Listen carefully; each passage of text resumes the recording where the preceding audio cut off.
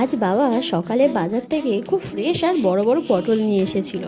ভাবলাম পটল দিয়ে তো আমরা অনেক রকম তরকারি বানিয়েই খাই, আজ নতুন কিছু বানানো যাক। মাকে বলতেই মা বলল পটলের দোরমা বানাতে। তাই আর দেরি না করে ঝটপট করে পটলগুলো নিয়ে বসে পড়লাম। প্রথমে পটলগুলো পরিষ্কার করে নিয়ে ওর পেটের ভেতরে যে দানাগুলো ছিল সেগুলো সব বের করে নিয়েছি।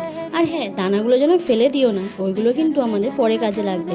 প্রথমে কড়ার মধ্যে নুন আর হলুদ দিয়ে পটলগুলো ভেজে তুলে নিয়েছি। তারপরে ওই তেলের মধ্যে পেঁয়াজ দিয়ে ওর মধ্যে দিয়েছি আদা রসুন বাটা, লঙ্কার গুঁড়ো, হলুদ গুঁড়ো, জিরের গুঁড়ো, ধনের গুঁড়ো। আর ওই যে পটলগুলো পরিষ্কার করার সময় পটলের দানাগুলো আলাদা করে রেখেছিলাম, ওইগুলো বেটে দিয়ে দিয়েছি। আর দিয়েছি চিংড়ি মাছ। এবার ওই পুরটা বানিয়ে পটলের মধ্যে ভালোভাবে ঢুকিয়ে দিতে হবে। তারপর কড়াইয়ে তেল দিয়ে আবার নতুন করে যেরকম মশলা বানিয়েছিলাম সেরকমভাবে বানিয়ে ওর মধ্যে দিয়েছিলাম চারমগজ, কাজু আর পোস্ত বাটা। তারপরে জল দিয়ে ওর মধ্যে পরিমাণ মতো নুন আর চিনি দিয়ে ফুটিয়ে ওর মধ্যে পটলগুলো ছেড়ে দিয়েছিলাম। তারপরে পটলগুলো একটু সেদ্ধ করে ওর মধ্যে গরম মশলা গুঁড়ো দিয়ে নামিয়ে নিয়েছিলাম।